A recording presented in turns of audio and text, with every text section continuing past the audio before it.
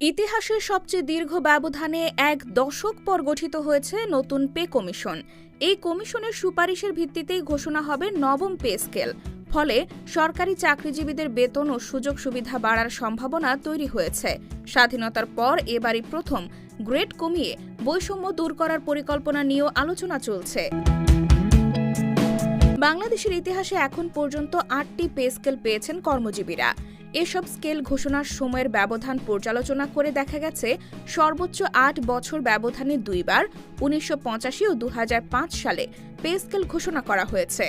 ১৯৮৫ সালে সর্বোচ্চ বেতন দ্বিগুণ করে ৬,০০০ টাকা এবং সর্বনিম্ন বেতন ১২২.২% বাড়িয়ে করা হয় ৫০০ টাকা। আর ২০০৫ সালে গঠিত কমিশন সর্বোচ্চ বেতন ৫৩.৩৩% বাড়িয়ে ২৩,০০০ টাকা এবং সর্বনিম্ন বেতন ৬০% বাড়িয়ে ২,৪০০ টাকা করা হয়। এছাড়া ৬ বছরের ব্যবধানে পে কমিশন গঠিত হয়েছে দুইবার। চতুর্থ কমিশন ১৯৯১ সর্বোচ্চ বেতন ৬৬.৬৬% বাড়িয়ে ১০,০০০ এবং সর্বনিম্ন বেতন ৮০% বাড়িয়ে ৯০০ টাকা করে। আর ২০১৫ সালে সর্বোচ্চ বেতন ৯৫% বাড়িয়ে ৭৮,০০০ টাকা এবং সর্বনিম্ন বেতন ১০১.২২% বাড়িয়ে করা হয় ৮,২৫০ টাকা।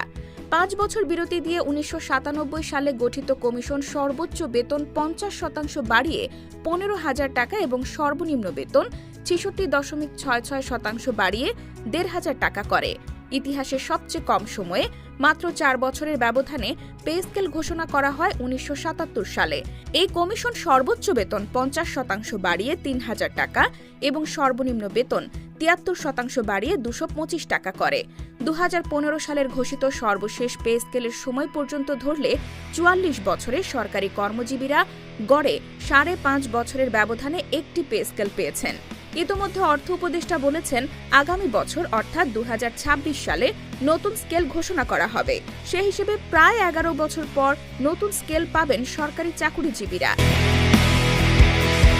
এই সময় অন্তত ২টি স্কেল ঘোষণা করা উচিত ছিল বলে মনে করেন সংশ্লিষ্টরা। এই বিষয়টি সামনে আনছেন কর্মজীবীরা।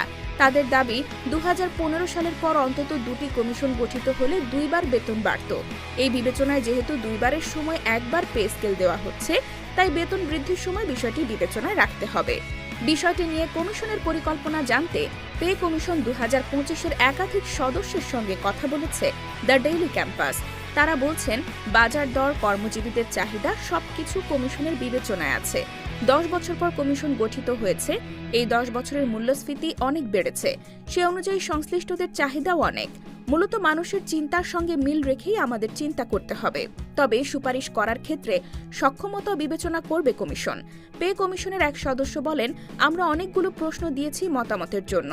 ৪ ক্যাটাগরিতে প্রশ্নের উত্তর ইতিমধ্যে আসছে। মিটিংয়ে আমরা উত্তরগুলো পর্যালোচনা করব, পরে চিন্তাভাবনা করে সিদ্ধান্ত নেব। তিনি প্রশ্ন রেখে বলেন, সুপারিশের ক্ষেত্রে আমাদের আর্থিক সক্ষমতা যাচাই করতে হবে, তাই না? আমাদের সক্ষমতার আলোকে সিদ্ধান্ত নিতে হবে। আর বেতন বৃদ্ধির বিষয়ে ওই সদস্য বলেন, আল্লাহ ভরসা, দেখা যাক কতটুকু করা যায়। পে কমিশনের অপর এক সদস্য মূল বেতন দ্বিগুণ করতে পারে বলে ইঙ্গিত দিয়েছেন। যদি দ্বিগুণ হয়, সেক্ষেত্রে সর্বোচ্চ মূল বেতন হবে ১,৫৬,০০০ প্রথম গ্রেড এবং ২০তম গ্রেডের ক্ষেত্রে সর্বনিম্ন হবে ১৬,৫০০ টাকা। তবে গ্রেড ভেঙে কমালে সর্বনিম্ন গ্রেডের মূল বেতন আরও বাড়বে বলে ধারণা করা হচ্ছে।